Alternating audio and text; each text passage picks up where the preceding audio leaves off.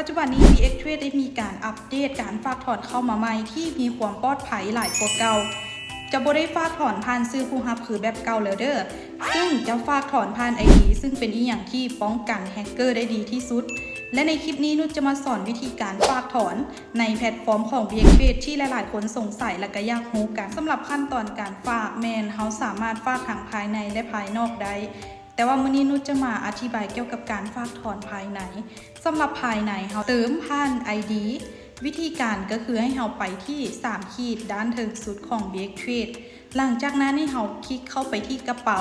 และก็กดไปที่ตื้มเงินแล้วจะมีเลข ID อยู่ณที่นั้นเราสามารถแคปเอา QR หรือคัดลอกเอา ID เพื่อเติมเงินเข้า BX ได้หลังจากนั้นเราทำการโอนเงินสำเร็จเป็นที่เรียบร้อยแล้วเราก็แจ้งบินลงกลุ่มแล้วก็ตามด้วย ID หรือ QR ของ BX Trade นั้นแล้วก็รอท่าสำหรับขั้นตอนการถอนเงินขั้นตอนแรกเราต้องคลิกเข้าไปที่ถอนเงินแล้วก็จะมีให้เลือกว่าเราต้องการจะถอนผ่านอีเมลหรือ BX Trade ID ถ้าว่าเราต้องการจะถอนผ่าน BX Trade ID เราก็คลิกเข้าไปที่ BX Trade ID แล้วให้เราไปขอ ID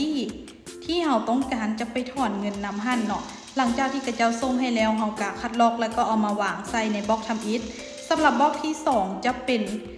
จำนวน USDT ที่เราต้องการจะถอนและบล็อกที่3ก็จะเป็นคำอธิบายเราจะใส่หรือบ่ใส่ก็ได้เนาะหลังจากนั้นเราก็กดถอนเงิน